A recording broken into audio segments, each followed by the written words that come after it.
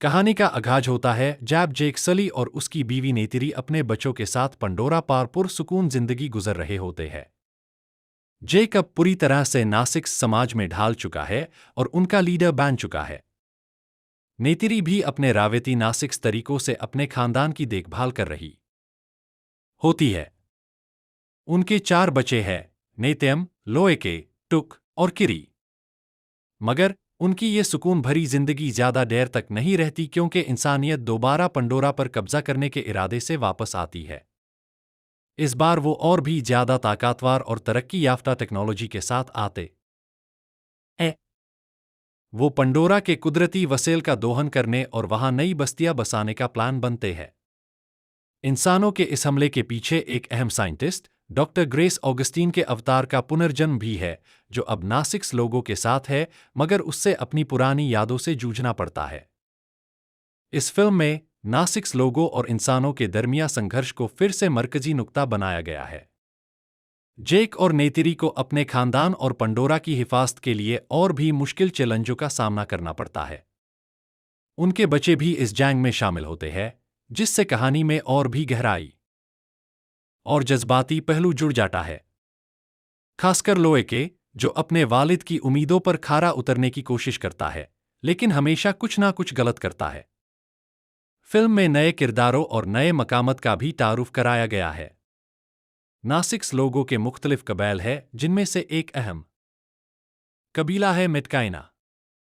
मिटकाइना पानी के करीब रहने वाले नासिक्स है और उनका जिंदगी का तरीका पूरी तरह से पानी पर मुनहसीर है।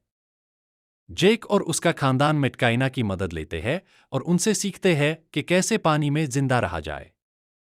इस दौरान जेक और उसका खानदान कई अजुबाई समंदरी जीवों और पौधों से वाकिफ होते हैं। फिल्म का एक अहम पहलू यह भी है कि जेक और नेतिरी अपने बच्चों को इस जंग में शामिल होने के लिए तैयार करते हैं। वो उन्हें सिखाते हैं कि कैसे नासिक्स योद्धा बने और अपने खानदान और अपने गृह की हिफाजत करें। इस प्रोसेस में बच्चों को अपनी खुद की पहचान और ताकत को पहचानने का मौका मिलता है। इस फिल्म में माहौल और कुदरत का अहमियत भी बहुत नुमाया है। पंडोरा का हर जीव और पौधा एक दूसरे से जुदा होता है और एक अनोखा इकोसिस्टम बनाता है। इंसानों का हमला इस तवाज़ुन को बिगड़ता है और नासिक्स लोग ईसाई बचाने के लिए संघर्ष करते हैं। इस हवाले से फिल्म माहौलियाती तहफ़्फ़ुज़ और कुदरत की हिफाजत का पैगाम भी देती है। फिल्म के क्लाइमैक्स में नासिक्स लोगों और इंसानों के दरमियान एक बड़ा जंग होता है। इस जंग में नासिक्स लोग अपनी अनोखी स्ट्रैटेजी और पंडोरा के जीवों की मदद से इंसानों को सख्त टक्कर देते हैं। हालांकि इस जंग में कई नासिक्स योद्धा और जीवों की मौत होती है, मगर आखिर में नासिक्स लोग इंसानों को पीछे हटने पर मजबूर कर देते हैं।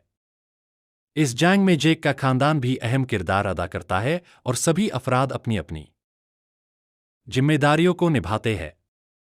फिल्म के आखिर में नासिक्स लोग अपनी जीत का जश्न मनाते हैं, मगर वो ये भी जानते हैं कि इंसानों का खतरा पूरी तरह से टला नहीं है।